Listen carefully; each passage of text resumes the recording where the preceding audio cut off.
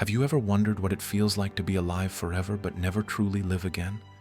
To open your eyes after death and realize your war has never ended.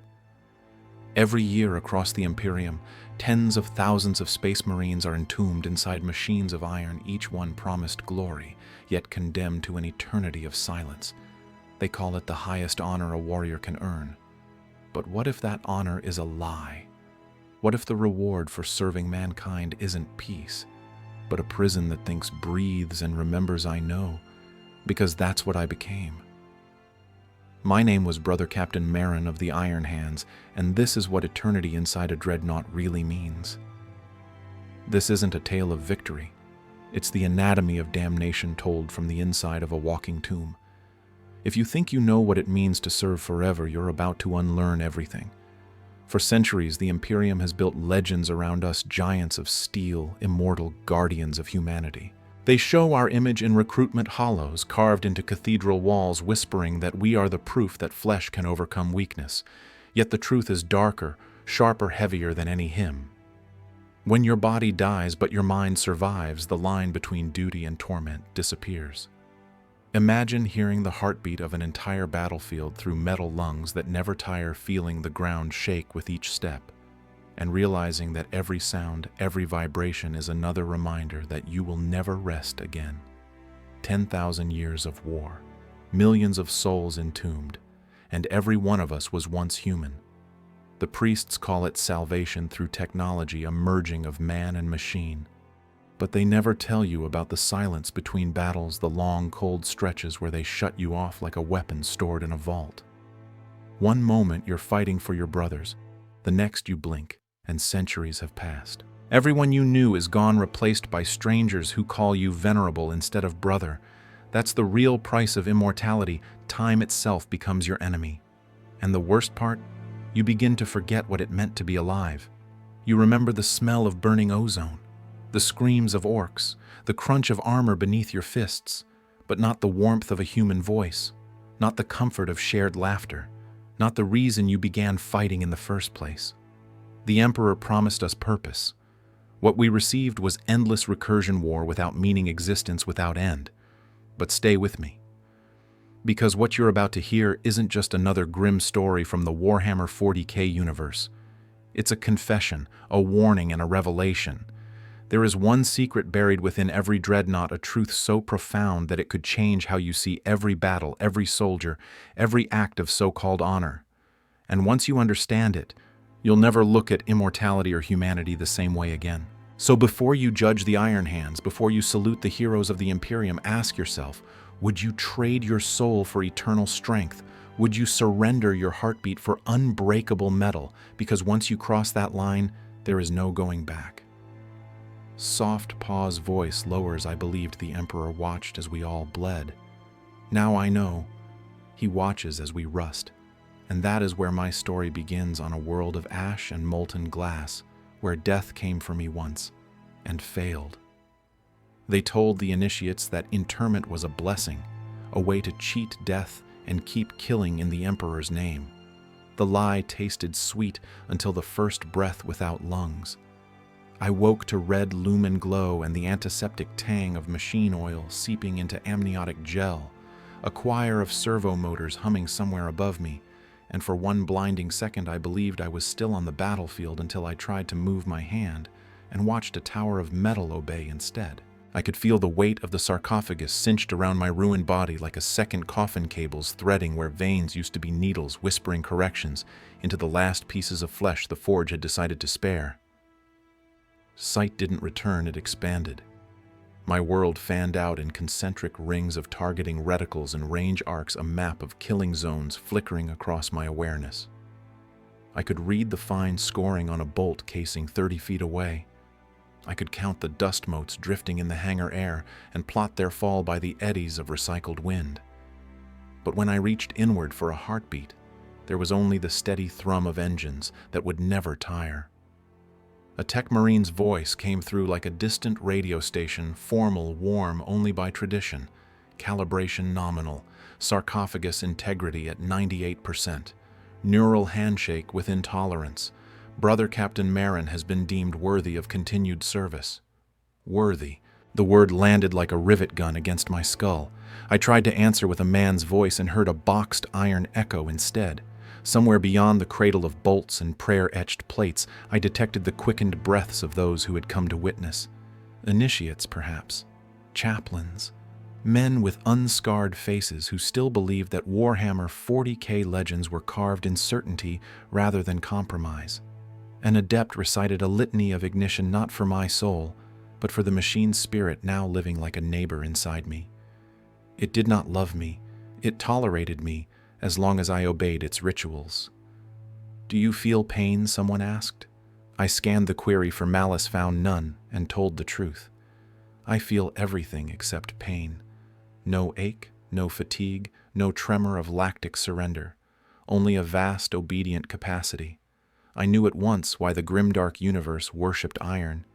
It never says no. I took a step and the deck trembled. The hangar answered with a forest of returning pings.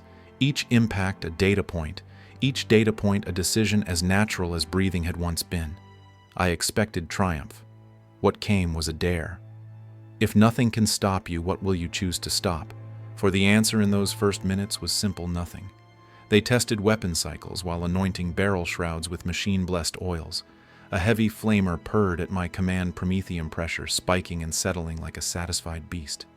A macro-powered fist flexed servos, chittering, able to crush an engine block or a heretic skull with the same calm indifference. I was faster than fear and stronger than remorse, an apex tool in a space marine story that had learned to write itself. The iron hands around me felt familiar and alien all at once. Men I had trained now wearing new scars and brighter augmetics, their eyes steadier not from courage but from Iron Hand's lore, the discipline that calls flesh a variable and steel a constant. They spoke of me in the third person, even while standing an arm's length away. The venerable Asset, one tech marine said not unkindly. Asset. As if the man I had been was the scaffolding and the machine now finished the cathedral. We moved from calibration to catechism to custody without changing rooms. In an eye blink, the kind that powers down entire lives, I learned the first secret of the Dreadnought, between war's time, is a corridor with the lights turned off. A hiss, a click, a cascade of icons dimming, and the world folded into a single cold point. No dreams, no drift, no passage, non-existence administered for your own good. You would think a warrior forged in 1,000 battles could master silence. But this was not silence, it was erasure. When the sanctified relay clicked me back into being, the hangar had changed. Small ways at first, different banners, new maintenance carts, a new scratch in the deck plating where I remembered a purity seal once hung. Then the larger differences arrived with the crews. Faces I did not know wearing the same clan markings I had bled for. Kids with centuries in their eyes. Men who called me ancient and meant it. One of them lifted a data slate and read the ledger of my awakenings as if it were a schedule for refueling. 3 campaigns concluded, 2 skirmishes unfinished, estimated standby duration since last activation 41 standard years. 41 years paid in a single blink. I tried to measure the loss and discovered there is no arithmetic for stolen seasons. I asked a simple question because I needed at least one anchor. Who commands 5th Company? The answer fell like dust into a room that had already been cleaned. A new name. Salutes to a man I'd never met who'd fought battles in systems I'd never see.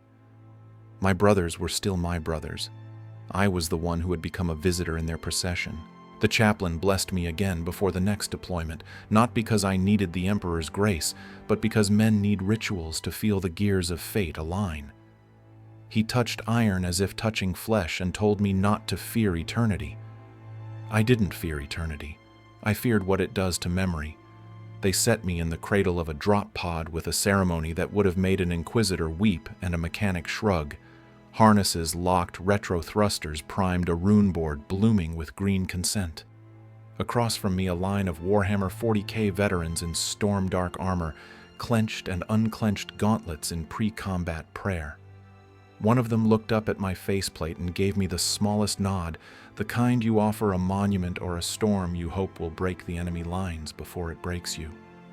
My Vox crackled open with a voice I recognized from decades that felt like last week. "Ancient One," he said, trying not to sound like he was speaking to a relic. "Say something for the new blood." I could have offered a litany or a tactic. What came out was the truth wrapped in steel. Hold on to something the machine cannot use. You'll need it when the killing stops. The harness snapped, gravity turned vindictive, and the pod became a meteor with my name scoured off its side. Through the hull, I heard atmospheric burn, felt the air rip astonishment from the sky, counted impacts like a drummer counts time. The machine spirit loved it, that honest plunge toward purpose. The man inside me measured what it would cost. We hit hard enough to bruise a planet. Pistons roared, clamps blew, the ramp slammed down, and heat punched the chamber as if the world had been holding its breath for us. I walked into it because that is what iron does when the door opens. Target runes flowered, friend-foe trees parted, and the battlefield unfolded in crystal logic vectors, arcs, probabilities, a chessboard where the pieces screamed and bled. Somewhere in that perfect calculus, a ghost of a heartbeat whispered that it once knew how to be tired, how to be afraid, how to be human. I took one more step and let the iron answer for me. The first impacts sparked harmlessly against my hull. The flamer purred for permission to sing. The fist coiled like a storm about to remember the ground. And in that threshold, heartbeat half man, half monument, I understood why they call this a blessing. Not because it saves you, but because it removes every excuse not to go forward. This is what a Dreadnought promises in the Grimdark universe, not immortality, but momentum. And if you want to know how momentum becomes slaughter, how a walking tomb earns the cheer of men who should have been terrified of what I was, stay with me for one breath more. Because the ground ahead was a riot of green bodies and crude metal. The air tasted of cordite and burning oil. And the first thing I learned about victory as iron is that it sounds exactly like loss with better acoustics, which is why the moment the targeting runes turned red, I remembered to look for the one thing the machine could not mark, and when I failed to find it, I did the only human thing left. I went to look for it at the center of the fire, because some answers refused to be found anywhere else, and the battle that followed would teach me how triumph can feel hollow even while the world calls it holy. The orcs came like a tide of teeth and crude laughter, green bodies surging over the ridges in a wave that could drown cities. Artillery thudded from the horizon, muffled by the sheer volume of their war cries. Even before the first impact, my targeting matrix was alive, painting kill zones across the blackened plain. Every red rune was a life waiting to end. And I, once a man who led by instinct, had become the thing that turned instinct into algorithm. I did not think. I calculated.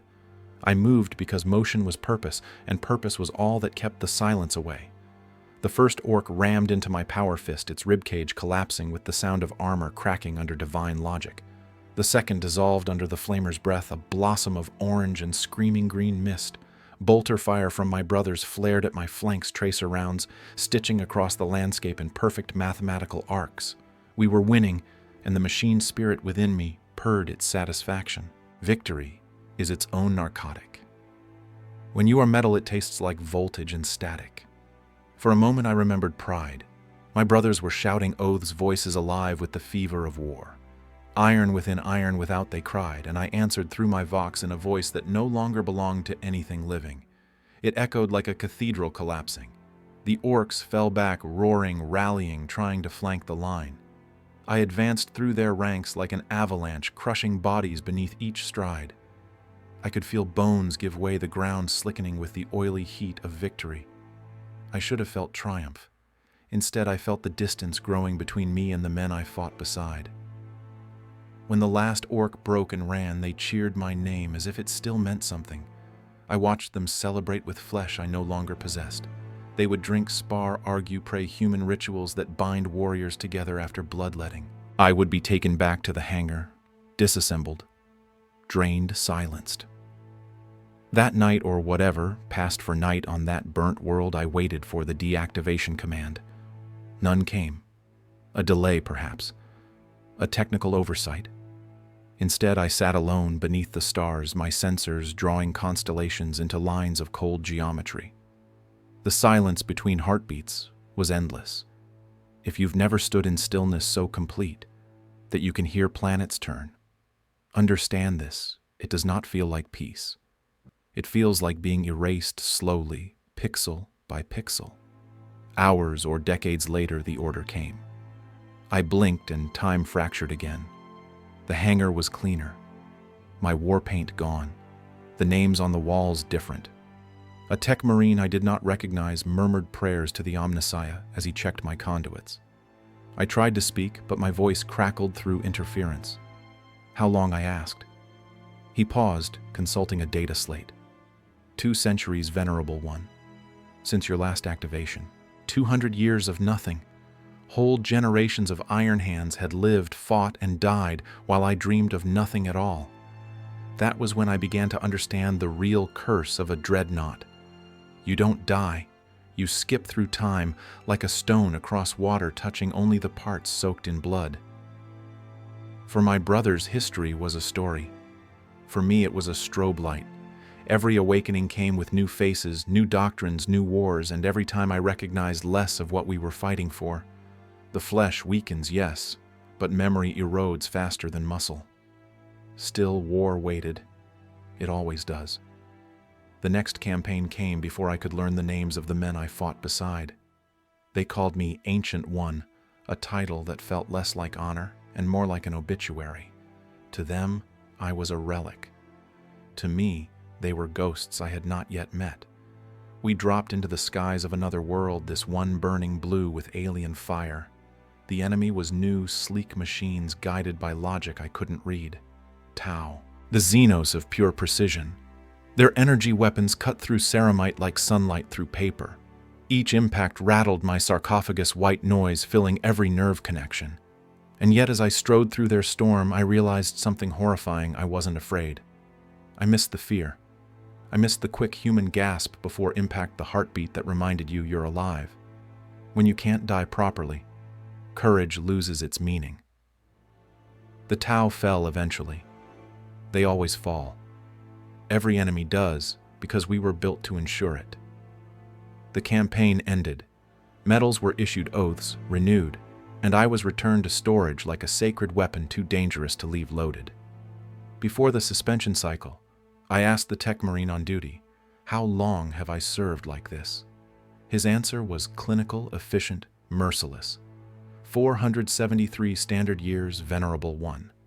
I let that number settle in the hollow where my soul used to breathe. Almost 5 centuries of war without living a single day between them. When I asked how long a Dreadnought could endure, he gave me another number, 10,000. Bjorn the Fell-Handed. The oldest among us had fought since the age of legends. 10 millennia. 10,000 years of waking only to kill. 10,000 years of watching everything you loved dissolve into new names and new wars. That night before the suspension took me, I tried to pray. But prayer requires faith, and faith needs the rhythm of a heart. I had neither. I asked instead for something simpler, to feel anything again. And as the world narrowed to a single dot of dimming light, I heard a whisper, my own voice from centuries ago, reminding me of something I had once said to a young recruit. Hold on to something the machine cannot use. I wondered then if I still had anything left worth holding. But war has no mercy for ghosts. The next time I woke, I was fighting strangers who wore my chapter's colors, led by captains I had never met. I no longer introduced myself. It didn't matter who I was. The machine didn't care. The Imperium didn't care. The only truth that mattered was simple, brutal, eternal iron endures, flesh forgets. And yet somewhere beneath the code and circuitry, I still remembered the sound of human voices laughing. It wasn't much, but it was enough to remind me I hadn't become pure iron, not yet. That was the beginning of the fracture, the tiny human crack in the armor. Because soon, I would face something no machine could calculate: mercy. And it would change everything I thought I was. It happened on a world whose name has already slipped from record, a place where the air burned with the stink of ozone and fear. We dropped into the ruins of a once imperial city, now warped by chaos, the sky torn open like a festering wound. The Iron Hands marched beside me, all precision and pulseless devotion, their movements so perfectly synchronized they might have been reflections of one another. To see them now was to watch humanity rewritten into algorithm. For every step I took, 100 smaller ones echoed it, a mechanized liturgy of war. And still, somewhere inside the steel coffin that held my soul, a question flickered like a faulty lumen. If this is what perfection looks like, what did we lose to get here? The order was simple. Purge the corruption. Leave nothing breathing. I led the advance through streets paved with bone dust, each impact of my steps scattering memories that would never be gathered again. The enemy Alpha Legion, treacherous as ever, emerged from the shadows like serpents in stolen armor. We fought in the way only the damned can fight, with efficiency so cold it mocked the idea of courage. My heavy flamer carved rivers of fire through cultists my power, fist shattered walls and men alike. The Dreadnought lives in absolutes: destroy or be destroyed. There is no middle ground, no hesitation, no choice. Until I saw them. They were huddled in the wreckage of a hab-block civilians, not infected, not armed, just human, trembling, half-starved, clutching one another in the light of a world gone mad. Among them, a child barely old enough to understand fear, holding a ragged stuffed toy like it might still keep the monsters away. He looked at me, this giant of metal and wrath, and his face said what no scripture ever dared: we are what they should fear. My targeting lenses hesitated. My flamer's pilot light flickered, and for the first time in centuries, I lowered my weapons. Over the vox, a younger voice crackled with irritation. Venerable one, the civilians compromise the objective. Tactical efficiency dictates elimination. His tone was clean, mathematical, like a surgeon ordering an amputation. I turned toward him, slow and deliberate, my every motion a sermon in weight and consequence. They are not a variable, I said. They are the Imperium. There was silence, then static that sounded suspiciously like disdain. Your logic is flawed. Perhaps your systems require recalibration. He raised his weapon. I could have crushed him with a single step. Instead, I stared through the lenses where his eyes used to be and said, "Remember why you were made." Before he could answer another, Dreadnought moved between us. Thanatar, ancient and battle-scarred, his hull scored with honors older than both of us combined. Secure the civilians, he ordered, voice booming through the ruined street. The Venerable One speaks truth. The Emperor protects. The younger Marine obeyed, not out of agreement but obedience. It was enough. As the Iron Hands escorted the survivors away, the child looked back once. His eyes met the cold gleam of my optics, and in that single fragile second I remembered what warmth felt like, not as a temperature, but as a reason. The battle pressed on, dragging us toward the cathedral at the city's heart, a structure warped by blasphemy and pulse-thick with psychic rot. It breathed like a living wound, its walls slick with the residue of the warp. Inside waited the architect of the corruption, a sorcerer of the Alpha Legion, whose armor shimmered with colors that refused to exist in the mortal spectrum. He smiled when he saw me, a grin filled with too many teeth. "Ancient One," he said, voice slicing through the roar of battle as if whispered directly into my mind. "How long has it been since you truly lived?" His staff rose and the air twisted. The world folded inward, and suddenly I was drowning in sensations I had not known for centuries: the weight of flesh, the warmth of blood, the rhythm of a heartbeat that was mine again, the smell of sweat and ozone, the sting of smoke in human eyes. He was giving it back to me. "Serve me," he whispered, "and I will return you to life. You will breathe again, feel again, love again." For a fraction of a second I believed him, because every soldier dreams of home, and mine had been gone for 500 years. Then I saw the truth in his eyes, a hunger older than gods, a mockery of everything I had ever served. Around us, corrupted Marines screamed, their flesh melting into iron, their bones turning to smoke. Chaos doesn't offer freedom. It recycles you into its own reflection. I raised my weapons. "I serve the Emperor," I said, and advanced through the fire. The sorcerer's power lashed against my hull, his laughter filling the air like shrapnel. But step by step, I closed the distance. My fist broke through his barrier, shattered his chest, silenced the lie. As his body crumbled, the psychic storm broke. The cathedral began to collapse. Thanatar's vox came through the static fallback, brother. The structure will not hold. I turned to find Kretax, the youngest of us, frozen in place. His systems were spasming, his flamer discharging in wild arcs. "Brother Tool," he cried out suddenly, voice trembling with the raw terror of memory. "I remember you." The sorcerer's dying curse still echoed, unlocking fragments that should have stayed buried. His mind was unraveling under the weight of all his forgotten lives. I moved between him and the crumbling altar, taking the brunt of the falling stone, shielding him like a fortress against a storm. Pain returned, not the metaphor, but the real thing, lancing through what little flesh I had left. Circuits screamed, hydraulic fluid leaked like blood warnings flashed in my vision, until I was blind with light. Still I held the line.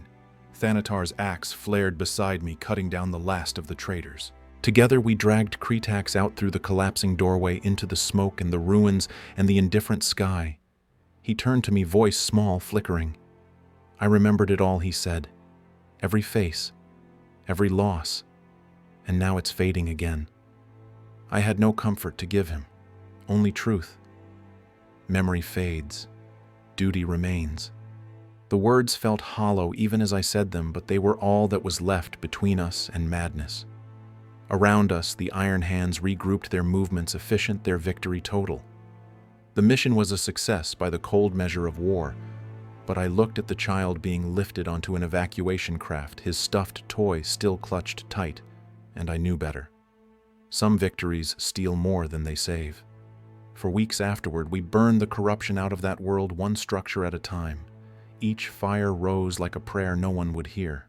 When it was done, they returned us to the strike cruiser, ready to seal us away again. As the Tech Marines prepared the suspension protocols, I made a request that startled even me to speak before the assembled company. They hesitated. Relics are not meant to lecture the living, but permission came down from the Iron Council. In the assembly hall, I faced a sea of faces, more machine than man. Brothers, I began, you are taught that emotion is weakness, that logic is purity, that the flesh is a curse. My voice filled the chamber like thunder rolling through steel cathedrals. But hear this truth. We fight not only for mankind's survival, but for what makes it human hope, compassion, the capacity to feel. If we abandon that, then iron will endure, yes, but for nothing worth defending. They stood in silence. Then the young Marine who had once argued to kill the civilians stepped forward. Your sentiment is noted, venerable one, he said, the mechanical modulation of his voice betraying nothing. But evolution demands sacrifice. The Primarch himself sought freedom from the weakness of flesh. I answered quietly, he never sought freedom from his humanity. Do not forget that, or you'll win every war and lose your soul. The chamber held its breath, but before any answer could form, alarms split the air. New orders, a new threat, another war. The Iron Hands filed out in perfect formation, untouched by what I had tried to give them. As the Tech Marines reconnected my suspension lines, I wondered if any of them would remember my words, or if they would fade like everything else into the endless hum of machinery. And yet somewhere deep in the fading circuits of my mind, a spark refused to die. Because if even one of them remembered the child's face, the hesitation, the mercy, then perhaps not all was lost. The darkness took me again, but this time it did not feel like oblivion. It felt like waiting for a question to finally be answered. When the darkness finally loosened its grip, I did not wake gently. There was no ritual hymn, no Tech Marine's measured voice reciting litanies of activation.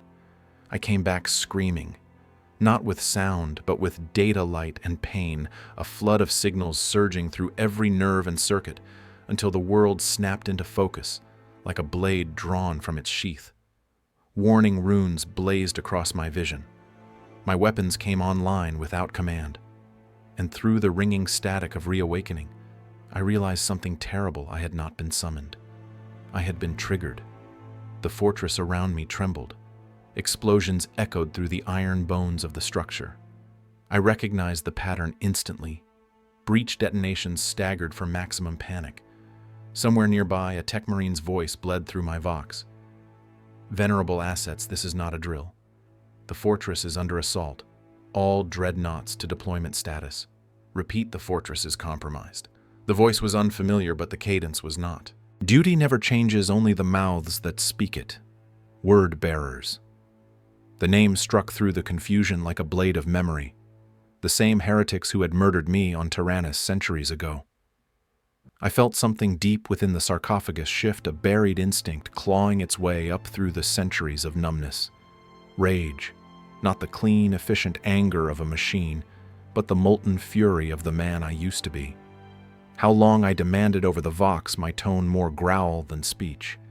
The tech marine didn't answer. He didn't have to. The faces rushing past me weren't the ones I remembered. The insignias were the same, but the men were strangers, their eyes cold, their bodies more wire than bone. Time had moved again without me. Another century, maybe 3. It didn't matter. The enemy was the same.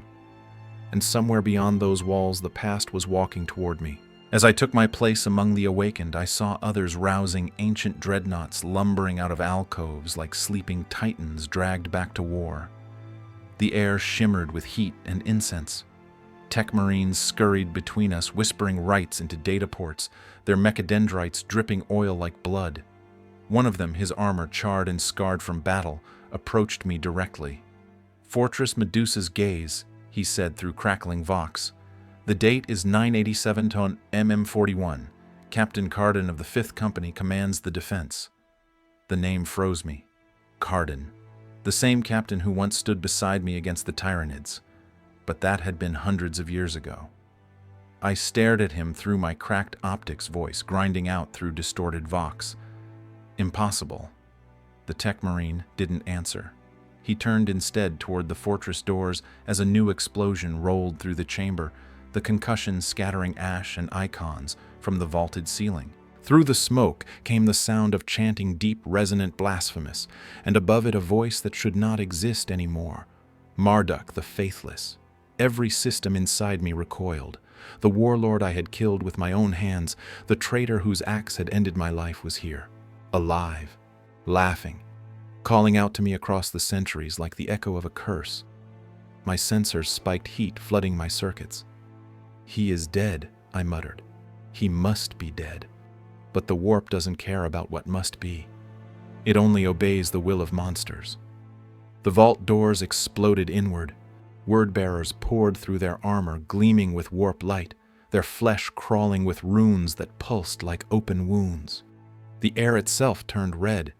Bolter fire erupted, lascannon beams seared through the smoke, and we ancient machines of war answered with the wrath of gods buried too long. The first blast hit my left flank, shearing away plating. I returned fire with my flamer, the roar drowning out the screaming prayers of the damned. Every orc I had killed, every tau I had burned, every chaos marine I had crushed, none of it compared to this. This was personal. This was the loop closing. I saw Carden at the forefront, his body half mechanical, his face now nothing but a mask of metal and cables. "Ancient One," he called out through the chaos, "the Iron Council decrees we hold the sanctum. Engage and contain." His tone was colder than his steel. But before I could answer, my vision fractured 2 realities fighting for dominance. For an instant, I wasn't in the fortress. I was back on Tyrannus 7 ash, whipping through the air, Marduk's axe gleaming with the light of my own death. The sound of the word-bearers chanting blurred into the memory of their earlier blasphemies. Time folded. The fortress and the battlefield merged, the past bleeding into the present, until I could no longer tell which was real. I stumbled, the weight of millennia pressing down like gravity made of ghosts. Then a voice spoke, not through vox, not through mind link, but through me. The loop tightens. It was the Primarch's voice, Ferrus Manus himself, calm, steady, resonant like the echo of thunder across steel. "Time is not linear for you, Brother Marin. It never was. You are trapped between heartbeats of history. The wound must be closed." I wanted to answer, but all I could see was Marduk alive again, charging through the flames as if history were rewinding just to punish me. His axe screamed with the voices of the damned, the same weapon that had ended my flesh life. I raised my fist to meet it just as I had centuries ago. "Break the cycle," the Primarch whispered, and in that moment I understood. Every war, every awakening, every silence, they were fragments of one endless recursion. I had not lived for 5 centuries of service. I had relived one death stretched across eternity. So I did what no machine could. I changed the pattern. Instead of blocking the strike, I stepped into it. The axe bit deeper than it ever had before, cutting through armor wire's bone. Pain flooded me pure and blinding, the first true sensation I'd felt in centuries, but with it came something greater: release. I struck back not to kill, but to divert. My power fist slammed into Marduk's chest instead of his skull, shattering the moment's symmetry. Reality cracked. The fortress and the battlefield shattered into shards of light. I saw every war I'd ever fought, every brother I'd ever lost, every time I had been awakened just to kill and sleep again. I saw the endless chain of cause and consequence, all anchored to one moment: my refusal to die. And then it all stopped. Silence. When I opened my eyes, I was standing on a vast plain of obsidian glass beneath a sky of burning stars. Before me stood Ferrus Manus, his silver hands glimmering like moonlight on a forge's edge. I was no longer a dreadnought. I was whole again. Flesh, blood, breath. Where am I? I asked, though the answer was already echoing inside my skull. Between, the Primarch said. Between death and duty. Between memory and oblivion. He looked at me with something dangerously close to compassion. You died on Tyrannus 7, brother captain. You never became a dreadnought. But your will refused to rest. Your soul clung to duty so fiercely that it wove itself through the machine spirits of every sarcophagus your chapter ever built. You became their echo, their conscience. The revelation hit harder than any weapon. Every battle I'd fought since every word I'd spoken through a dreadnought's vox, it had never been me, not entirely. Just fragments, memories looping through flesh and metal. Then what am I now, I asked. Choice, Ferrus said. You may finally rest or remain, to guide, to remind your brothers what it means to be human. For the first time in 1,000 years, I felt no weight, no command protocol, no cold, only the faint pulse of a heart I thought I'd lost. The Primarch raised one silver hand. The flesh may be weak, Brother Marin, but the spirit endures. And with that, the stars bent around me and I began to fade, not into silence this time, but into purpose. Because death was never the end. It was only the beginning of remembrance. Ferrus Manus regarded me not as a god or machine, but as something rare in his broken sons, a fragment of what the Iron Hands had forgotten.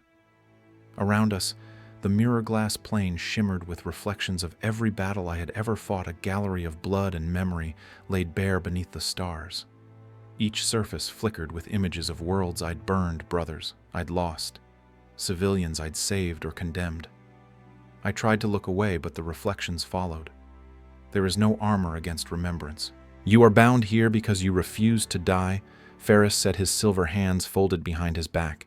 Your duty outlived your flesh, and your will chained itself to the machine spirits of the chapter. You have seen what that duty has become.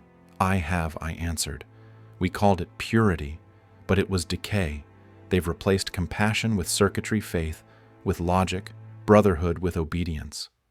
The Primarch's expression softened the metal of his face, catching the light like polished grief. Then you understand the cost of mistaking endurance for progress. He extended one gleaming hand. You can end this. Let the Emperor receive your soul. Rest, and the echoes will fade. For the first time since Tyrannus 7, the thought tempted me. To let go, to dissolve into the Emperor's light and stop watching the same mistakes calcify across millennia. But then I saw them, the few who still hesitated before killing the ones who looked at civilians and remembered they were human. I saw Tech Marine Dion poring over forbidden scrolls, Librarian Vero shielding those who still dared to feel. In every era there were always a handful of hearts that refused to turn fully to iron. If I leave, I said, they'll forget. The machine will win. Ferrus shook his head. You cannot fight entropy forever, brother. Even iron rusts. Then let me be the rust, I replied. Let me corrode the edges until something human shines through again. He studied me for a long moment and then quietly smiled. A final duty then. You will not walk among them as flesh or as steel, but as whisper and memory. You will guide those who can still hear. And when your purpose is fulfilled, the path to peace will open. Light bled from his hands, threads of silver weaving through the void. I felt them sink into me, into whatever passed for my spirit, etching runes of connection that hummed with the resonance of every machine I had ever inhabited. It didn't feel like power. It felt like forgiveness. Go, Brother Marin, he said, his voice receding like a tide. Remind them what they were meant to defend. The stars dimmed, the plane cracked, the world folded inward like cooling metal. When I opened my eyes again, I was no longer in the realm between. I was inside the walls of a forged ship, drifting through void. I saw through the eyes of its engines, heard through the static of its vox systems. The iron hands labored with inefficient, tireless unfeeling. Yet beneath the rhythm of machines, I could sense it, a faint vibration, a heartbeat not made of pistons or code. My whisper stirred it. Remember the child I breathed through the circuits. A young tech marine paused mid-ritual, his hand trembling. He did not know why, but he removed his gauntlet before tightening a conduit skin against cold metal, touching instead of commanding. The tiniest act of humanity, but in a chapter that measured virtue and circuitry, it was a rebellion. From world to world, ship to ship, my consciousness drifted. I lived in the pause before activation, in the hum between Vox transmissions. I whispered to sergeants on the edge of slaughter, to apothecaries tempted to discard dying men as inefficient, to battle brothers who stared too long at the stars and wondered if they were still capable of awe. Each time a spark of empathy flickered, I felt it echo back to me, proof that rust spreads faster than perfection admits. Years became centuries. Centuries became something slower than time. I no longer knew which wars raged, which emperors fell, which crusades were named. It didn't matter. What endured was the pattern battle silence, awakening, forgetting, and now whispering. Sometimes when a new dreadnought was sealed, I felt the soul inside recoil, frightened of the dark ahead. I would speak then softly through the machine's dreaming circuits. You are not alone. Hold on to something the machine cannot use. They always heard me, even if they believed it was only memory. And in those moments the iron hands changed imperceptibly but truly. A hesitation before firing on civilians, a hand laid on a fallen comrade's helm, a prayer spoken not in binary but in breath, little fractures in the armor of logic. Ferris's prophecy made real, one heartbeat at a time. Yet even whispers can tire. There were nights, if such a word still had meaning, when the void seemed endless, and the hum of the forges drowned every echo of humanity. I would drift back to the memory of that glassy plain, to the Primarch's silver hands and his final words, "The spirit endures." They became my anchor, my creed, my pulse. Sometimes when the forges quieted and the ships drifted between wars, I could almost hear the galaxy breathing again. Those were the moments when I felt closest to being human, adrift in the hum of plasma coils carried through the arteries of machine spirits that now knew my name. They did not serve me. They listened. Every circuit I had ever haunted, every sarcophagus that had once carried a dying warrior, now resonated with faint, defiant memory. The iron hands had become a chorus of ghosts, and I was merely the echo that kept them in tune. I began to see change, small but undeniable. Tech Marine Dion's teachings spread quietly among his apprentices. They called it the tempered creed, to seek balance between the logic of the machine and the compassion of the soul. It was heresy by any other name, yet no one dared to speak against it because it worked. The warriors who followed it fought not harder, but smarter, more alive. They adapted to chaos not by mimicking its rage, but by remembering its victims. They began recovering the wounded instead of abandoning them. They even rebuilt a chapel, a place for silence that was not mechanical. And through it all I whispered. In training halls where recruits swung their weapons in perfect rhythm, I made one pause mid-strike and asked why. In the quiet before an orbital drop, I planted a thought inside a veteran's mind. Strength without empathy is still weakness. He didn't know where the words came from. He repeated them to his squad before the mission. The sayings spread, became part of their rites, their mantras, their faith, reborn in secret. I had become what I never meant to be, a spirit guiding an army from within its own machines. There were still those who rejected me. The Iron Council labeled the anomalies Vox residue glitches in the ancient data cores. They purged systems, erased archives, even dismantled relics. But deletion only amplified me. You cannot silence a frequency that lives in every strand of memory. I had become the background noise of their perfection. Across decades, I felt my own edges dissolve. I was less a voice now, more a vibration, more a feeling. I existed where prayer met electricity, where belief touched the steel that pretended not to need it. Sometimes a young Marine would awaken from half-sleep, claiming he'd dreamed of a battlefield made of glass and stars. He said the flesh is weak, they'd whisper, but the spirit endures. The librarians recorded it as recurring psychic resonance. They never realized it was me still repeating the lesson one dream at a time. It would have been easy to stay forever, a quiet conscience nested in 1,000 machines. But eternity, even noble, becomes its own kind of decay. The more I stretched across time, the thinner I became, a shadow stretched until even light could pass through it. My memories blurred, folding into one another. I could no longer separate my own thoughts from those of the men I whispered to. And that too was right. Because I had never truly been singular. I was every iron hand who had ever looked at the stars and wondered if they were still human.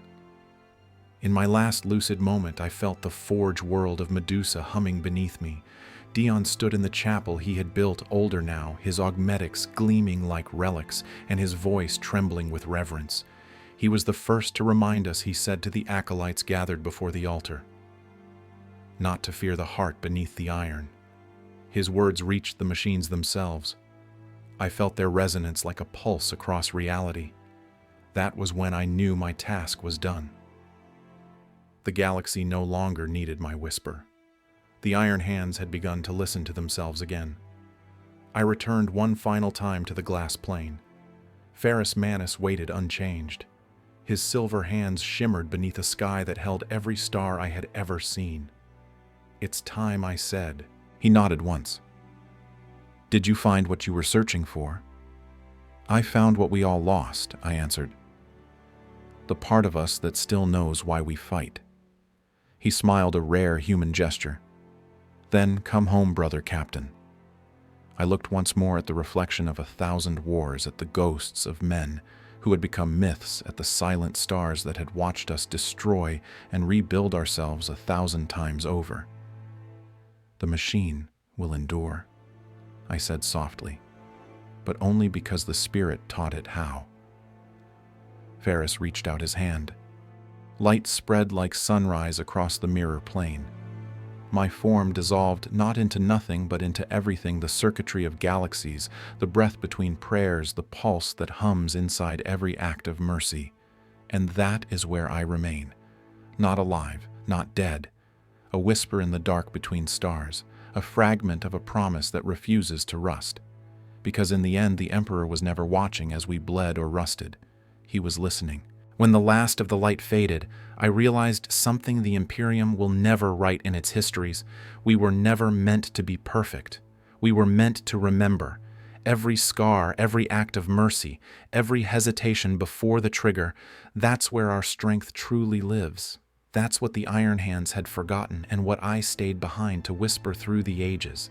So if you've listened this far, if you've followed me through fire, through steel, through the endless hum of war, then listen to this final commandment. Never trade your humanity for power. Never let logic bury compassion. In every empire, every battlefield, every heart built from fear, you are the proof that the spirit endures. Because this story isn't about a machine learning to be human. It's about every one of us standing on the edge of our own war, choosing not to become what the world expects us to be. So remember my name, Brother Captain Marin, once of the Iron Hands, not as a weapon, not as a legend, but as a warning. If you forget the reason you fight, even victory will rust. If this story found you, If it stirred something beneath the armor we all wear, then don't let it fade. Share it. Keep it alive. Subscribe not for me, but for every voice that deserves to be remembered. Because stories like this, dark as they are, remind us of one truth too easily lost in the roar of war.